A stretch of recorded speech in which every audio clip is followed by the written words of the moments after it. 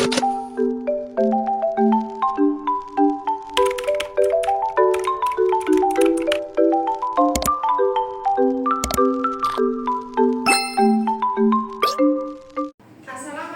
warahmatullahi wabarakatuh. Waalaikumsalam warahmatullahi wabarakatuh. Selamat pagi anak-anak. Pagi, Bu. Bagaimana kabarnya hari ini? Alhamdulillah. Alhamdulillah. Semoga semuanya sehat selalu dan semangat belajar ya. Ya, Bu. Oke, sebelum kita mulai pelajaran, Bu Guru memperkenalkan terlebih dahulu karena tak kenal maka tak sayang. Perkenalkan, nama Bu Guru Soimatul Mulfiroh, biasa dipanggil Soim. Kalian bisa memanggil saya dengan Bu Soim ya. Ya, Bu. Oke, alamat saya di Desa Sarimulyo, Kecamatan Winong, Kabupaten Pati. Jika kalian jalan-jalan ke Winong, tepatnya Desa Sarimulyo, kalian bisa mampir ke rumah saya ya. Iya, Bu. Oke anak-anak, sebelum kita mulai pelajaran, kita berdoa terlebih dahulu agar ilmu yang kita dapatkan hari ini dapat bermanfaat. Siapa hari ini yang akan berdoa? Yuk Mbak Vina, maju untuk berdoa. Berdoa mulai. Bismillahirrahmanirrahim. Doa selesai. Oke, terima kasih ya Mbak Vina. Ingat anak-anak, setiap hari kita bergantian memimpin doa supaya semuanya dapat belajar menjadi pemimpin. Oke, sekarang kalian lihat kanan kiri kalian. Apakah hari ini ada yang tidak masuk? Masuk semua. Alhamdulillah lengkap semua. Kalian anak-anak yang rajin dan disiplin. Oke, sebelum kita mulai pelajaran, kita segarkan dulu pikiran kita dengan sebuah lagu yang disertai dengan gerakan. Bu Guru contohkan terlebih dahulu ya. Buka tutup, bertepuk tangan. Buka tutup, tepuk tangan lagi.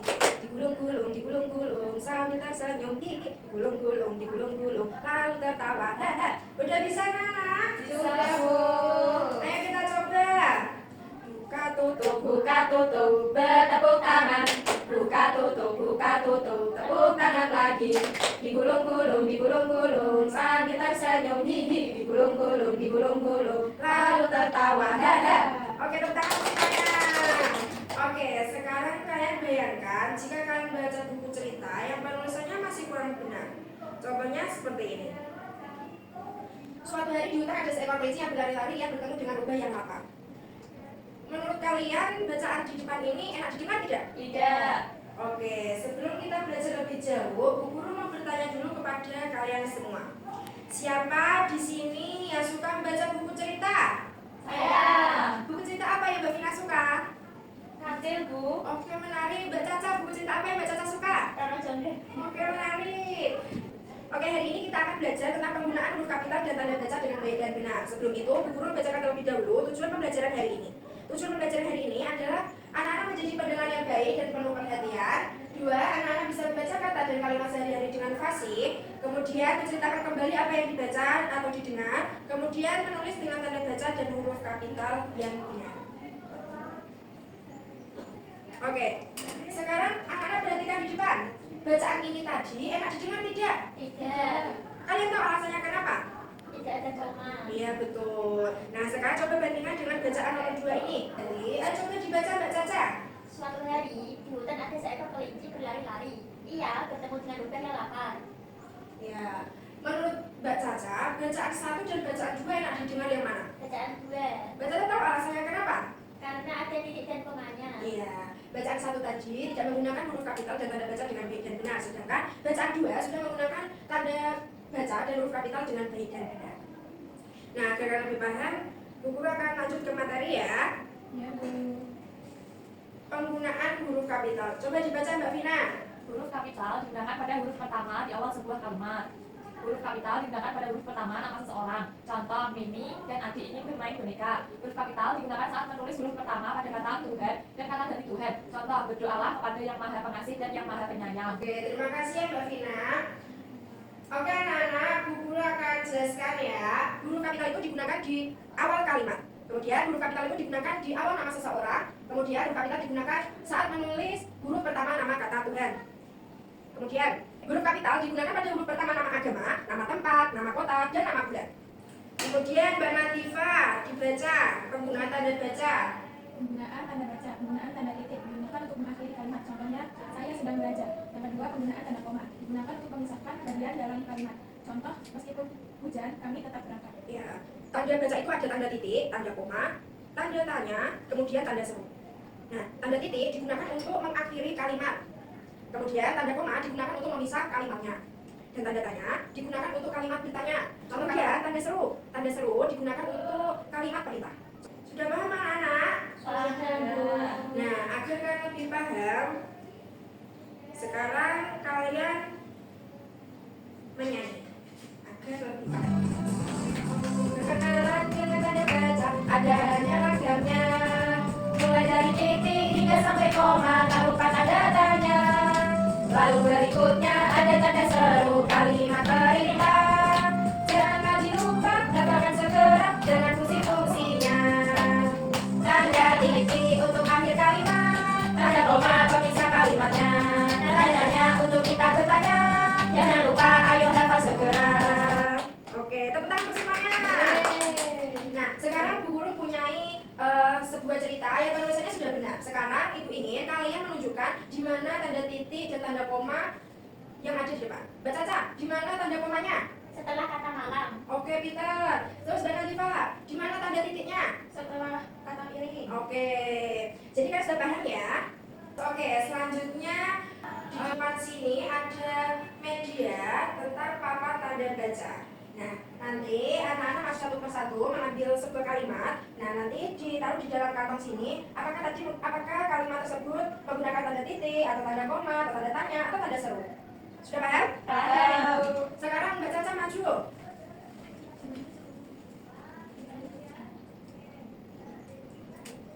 Oke, terus Mbak Nadifa. Ini dua ada satu. Iya, ambil satu.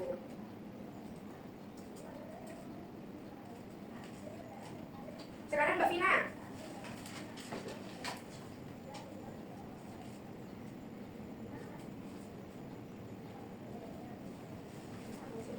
Oke, mari kita lihat apakah jawabannya sudah tepat. Jawaban Mbak Nadifa betul, tepuk tangan. Terus jawabannya Mbak Caca juga betul, tepuk tangan.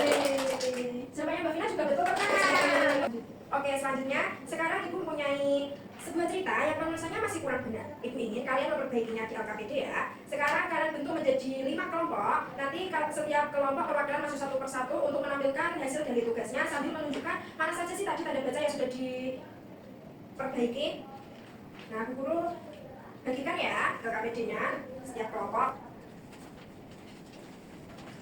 Oke, sudah Ibu bagikan ya. Ibu kasih waktu 15 menit untuk mengerjakan. Oke, sudah selesai anak? Sudah, Bu. Oke, sekarang kelompok 1 maju untuk mempresentasikan hasil dari tugasnya. Assalamualaikum warahmatullahi wabarakatuh. Waalaikumsalam warahmatullahi wabarakatuh. Kami dari kelompok 1 akan mempresentasikan tugas kami. Mimi dan adiknya ingin bermain boneka, namun tidak ada yang mau mengalah. Nah, di sini Mimi memakai huruf kapital M-nya. Terus di belakang boneka dikasih koma. Terus selanjutnya di belakang mengalah dikasih tanda titik. Oke, tepuk tangan untuk kelompok 1. Selanjutnya kelompok 2. Kami dari kelompok 2 akan mempresentasikan Mimi dan adiknya ingin bermain boneka, harus ada komanya. Namun tidak ada yang mau mengalah. Di sini belum ada titik. Ini dari kami. Oke, terima kasih untuk kelompok 2. Tepuk tangan. Selanjutnya kelompok 3. Kami dari kelompok 3 akan mempresentasikan hasil diskusi kelompok kami. Di sini kalimatnya, mereka pun berebut 3 boneka rusak. Seharusnya di situ ada tanda titiknya. Mimi berteriak, kembalikan boneka ini, lalu adik terus menangis. Nah, ini miminya harusnya pakai huruf kapital yang depannya, huruf depannya. Terus di akhir kalimat harus ada titiknya. Oke, terima kasih untuk kelompok 3. Tepuk tangan.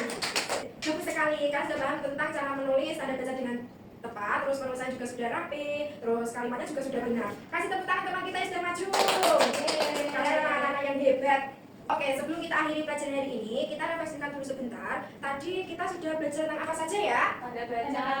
Iya, pinter. Terus, siapa yang bisa sebutin apa saja sih tanda baca yang kalian ingat? Titik. Oh, pinter. Oke. Tanya. Oke, tanda tanya, tanda seru, pinter.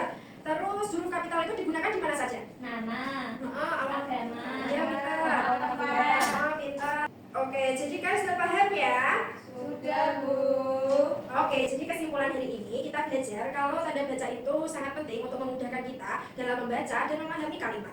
Dan huruf kapital itu digunakan di awal kalimat, awal nama orang, awal nama tempat, singkatan, dan beberapa hal penting lainnya. Kalau menulis tanpa kedua tersebut bisa bikin bingung jadinya. Oke, sekarang kalian buka buku LKS kalian halaman 10. Di situ ada beberapa kalimat yang penulisannya masih kurang benar. Ibu ingin kalian memperbaikinya ya, Ya, Bu. terutama di huruf kapital dan tanda baca. Oke, silakan dikerjakan di buku latihan. Ibu kasih waktu 10 menit, cukup tidak? Cukup. Oke, sekarang dikerjakan ayo di buku latihan. Dikerjakan secara individu ya. Iya Bu. Di halaman berapa tuh? Di halaman 10.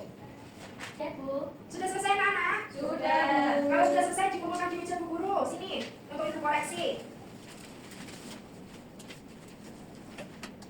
Tunggu ya, ibu koreksi terlebih dahulu. Iya Bu. Wah, nilai kalian rata-rata tinggi-tinggi loh. Rata-rata nilainya 90. Tepuk tangan untuk semuanya. Oke, untuk nilainya yang sudah bagus dipertahankan. Dan untuk nilainya yang masih kurang bagus, nanti kita belajar lebih giat lagi agar lebih paham ya. Ya, Bu. Oke, untuk PR hari ini kalian tulis 5 kalimat kegiatan kalian di rumah. Kemudian diperhatikan penggunaan huruf kapital dan tanda bacanya ya. Ya, Bu. Untuk pertemuan berikutnya nanti kita akan belajar tentang cara menulis paragraf pendek. Oke, kita akhiri pelajaran hari ini dengan bacaan hamdalah. Alhamdulillahirabbil alamin. Terima kasih anak-anak atas semangat hari ini. Jangan lupa dikerjakan PR-nya. Sampai jumpa di pertemuan berikutnya. Wassalamualaikum warahmatullahi wabarakatuh.